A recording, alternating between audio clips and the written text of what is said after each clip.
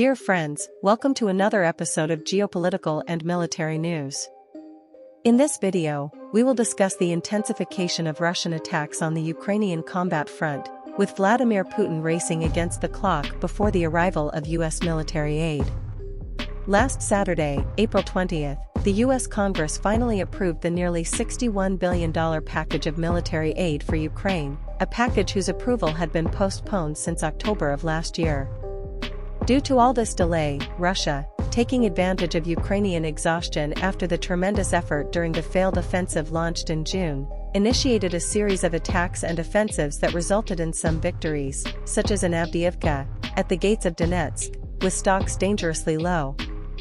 And even worse than that, with the Republican-majority U.S. Congress postponing the vote on aid to Ukraine, it was forced to save its few military resources, allowing Putin to advance in some sectors.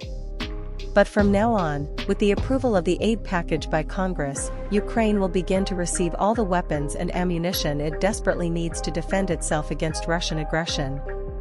However, the process of sending this material to Ukraine is very laborious, involving a long sequence of steps that begins with the packaging of everything, sending tons of weapons and ammunition by air, and finally, the most critical and dangerous step, which is the reception of this material, usually in Poland, and the entry of all this into Ukraine, which will then be responsible for distributing it to units on the front line.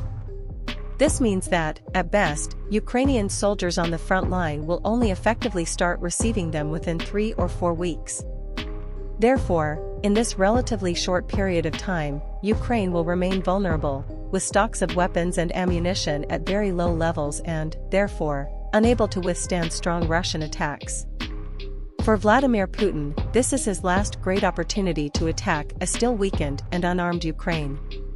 If Putin waits a few more weeks, he will find Ukrainian soldiers with replenished stocks and, as importantly, with high morale, knowing that they have not been abandoned by the United States. With all this showing us that the best time for Putin to attack is now. Reports and movements on the ground seem to indicate that this is exactly what he is doing at this very moment. There is no evidence, at least for now, of the imminent start of a large and concentrated Russian offensive, as many analysts predict, but the multiple small offensives launched by Russia during the winter, precisely when Ukraine was most weakened, are being clearly reinforced, with emphasis on the Bakhmut sector. The city of Bakhmut was conquered in May 2023 by Wagner Group mercenaries, at the time under the command of Prigozhin, on Putin's orders. Last August, after launching an armed riot in the city of Rostov and advancing towards the Russian capital, Moscow, after the conquest of Bakhmut, that sector remained relatively calm, with the Russians focusing on Avdiivka. However, during the winter, the Russians began to launch a series of small offensives in the region, with one of them against Chasiv Yar, clearly reinforced, with Ukraine reporting that at least 25,000 Russian soldiers are currently pressing Ukrainian defenses in that region. According to the Ukrainian Ministry of Defense, Putin's objective is to conquer Chasiv Yar by May 9th, the day Russia commemorates victory in World War II.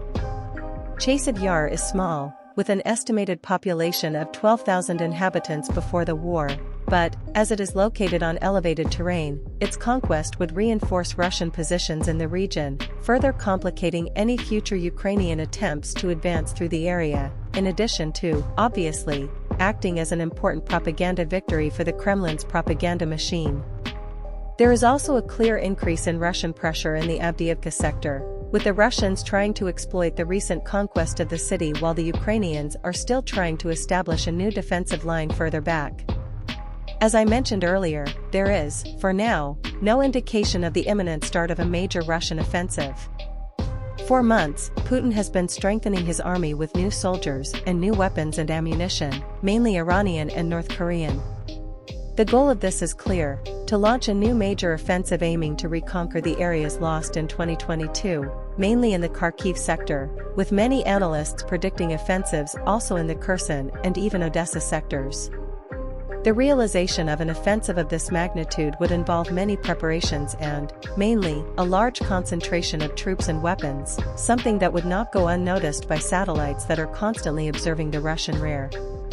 Therefore, at least initially, Putin seems not to have had time to prepare the long-awaited and feared spring and summer offensive, opting, as mentioned here, to reinforce the multiple small and medium offensives launched during the last winter. All of this seems to indicate that Putin is currently in a race against time, trying to obtain as much territorial gain as possible before American weapons begin to replenish Ukrainian stocks. If you enjoyed the video, please like and subscribe to help the channel grow. Until next time.